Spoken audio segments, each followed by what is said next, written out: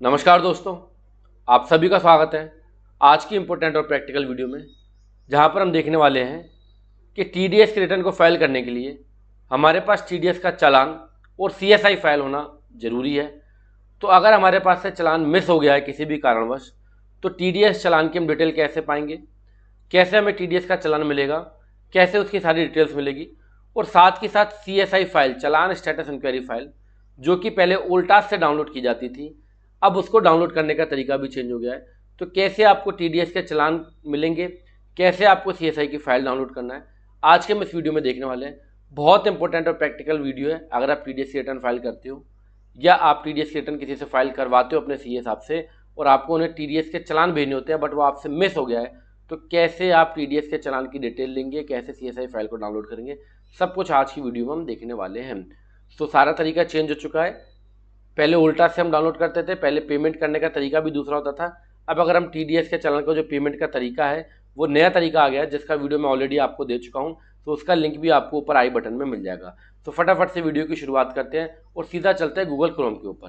पहले हम टीडीएस के चालान का जो पेमेंट था वो हम यहाँ से tin.egov.nsdl की वेबसाइट से करते थे। बट अगर आप वहाँ पे जाओगे तो आपको लिखा हुआ आएगा कि भैया अब आपको जो है टीडीएस के चालान का पेमेंट यहाँ से करना है। हालांकि टीडीएस के चालान के पेमेंट की वीडियो मैं ऑलरेडी दे चुका हूँ, जिसका लिंक आपको ऊपर आई बटन में मिल जाएगा।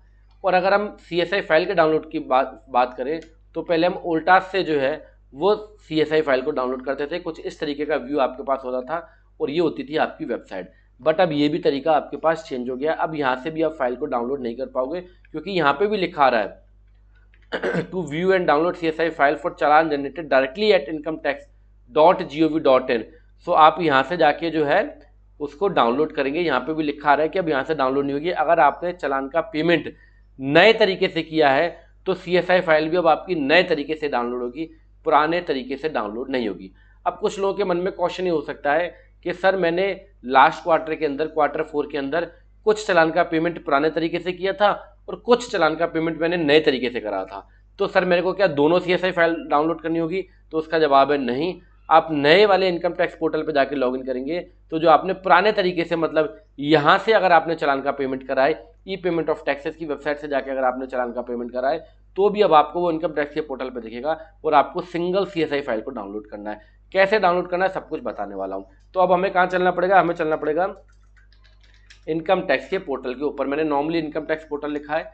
ये वेबसाइट आपके सामने जो आएगी, जो कि नया हमारा पोर्टल है, incometax.gov.in।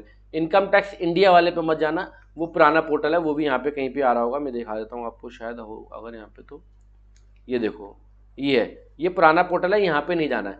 incometax.gov.in पे आपको आना है और यहाँ पे हम इसको ओपन करते हैं। यहाँ पे आपको करना है लॉगिन के ऊपर क्लिक। कहाँ पे क्लिक करना है?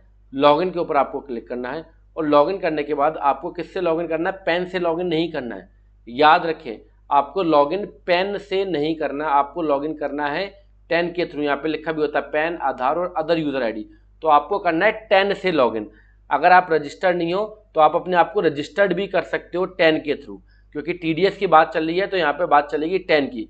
जब आप टीडीएस अगर आप इसको रजिस्टर्ड करना चाहते हो तो आप रजिस्टर्ड पे क्लिक करेंगे, यहाँ पे रजिस्टर पर, और यहाँ पे टैक्स पेयर के साथ आपको अदर का ऑप्शन भी मिलेगा, तो आप अदर पे क्लिक करेंगे।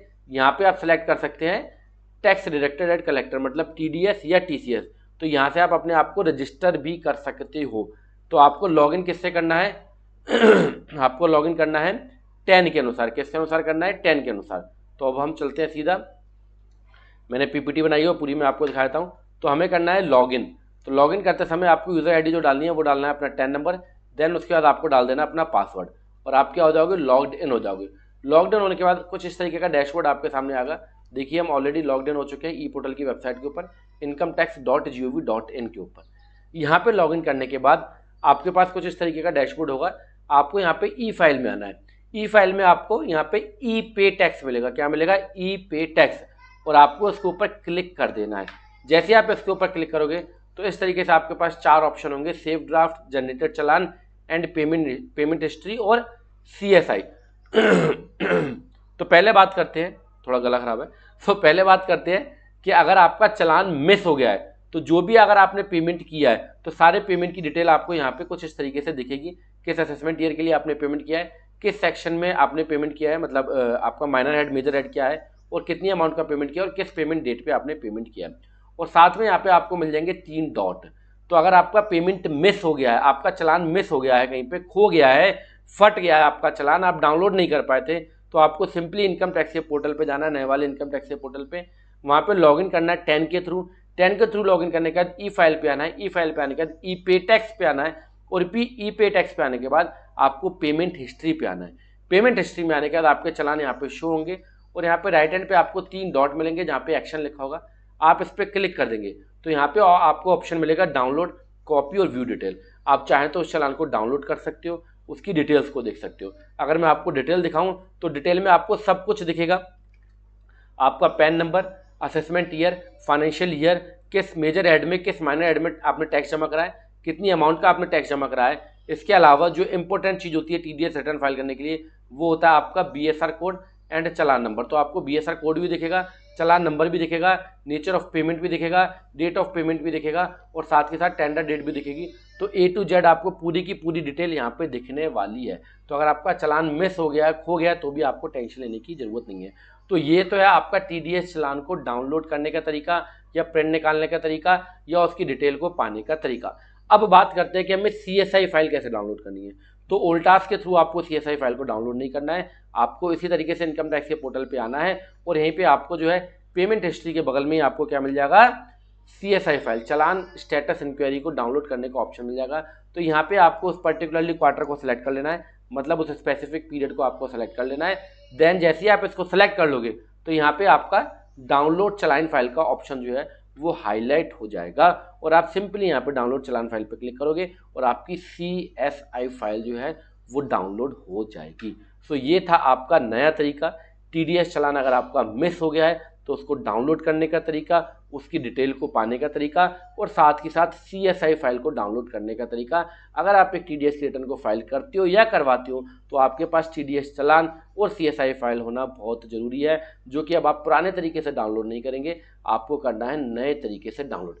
साथ के साथ छोटी सी इन्फॉर्मेशन, रिकॉर्डेड बैच का अगर कोई भी बच्चा इस वीडियो को देख रहा है तो नए तरीके से जो टीडीएस की रिटर्न फाइल की जाती है और कैसे सारा चीज़ें डाउनलोड की जाती है और सीएसआई फाइल कैसे बनाई जाती है, तो वो सारा कुछ आपके कोर्स में अपडेट हो चुका है। लेवल 3A के अंदर जाके आप वीडियो को देख सकते हो। तो आप सभी का दिल से धन्यवाद ये वीडियो देखने के लिए। बने रहिएगा चैनल पे इसी तरीके की प्रैक्टिकल और इंपॉर्टेंट वीडियो देखने के लिए। Thank you.